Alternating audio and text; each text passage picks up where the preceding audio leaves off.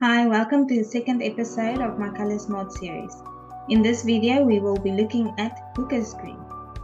We will look at the location, the history, the psychology, how to use it in marketing, and how to combine other colors with it. If we look at the location of HOOKER'S green, we see it is almost exactly in the middle of green and blue, but just slightly leaning more to green. HOOKER'S green was first created by the chemist George Field in 1828. The colour was named after the British botanist Sir William Hooker, who was the director of the Royal Botanic Gardens in Kew, London in the 19th century. This pigment was made by mixing Prussian blue and gamboge, which is a yellow pigment derived from the resin of trees native to Southeast Asia. HOOKER'S green quickly became popular among artists due to its unique shade and versatility. The color was used by artists such as Vincent van Gogh, Claude Monet, and James W. Turner, among others. Some researchers have found that exposure to HOOKER'S green can lead to increased productivity and concentration.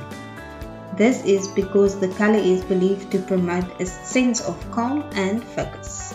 HOOKER'S green is also associated with the heart chakra in yoga and meditation.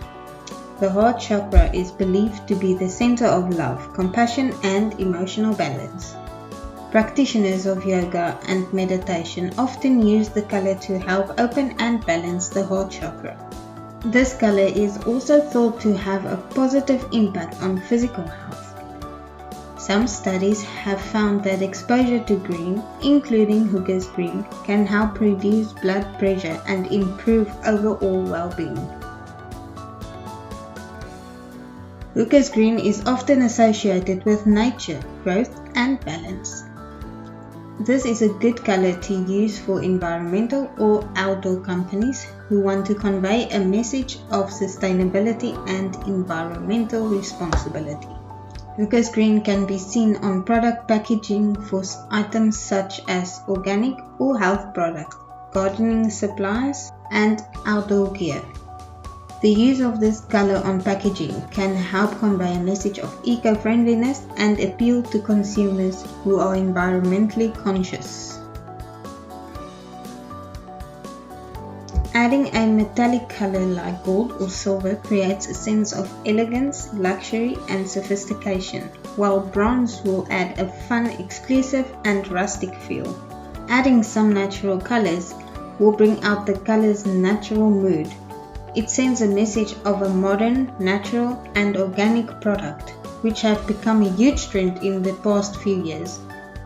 Pairing darker blues and greys with HOOKER'S green gives a masculine feel to it.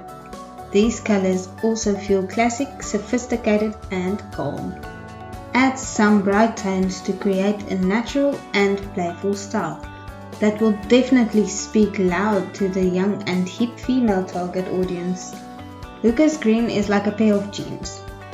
It goes with almost anything. Now, I'm not going to tell you that red should not go with it.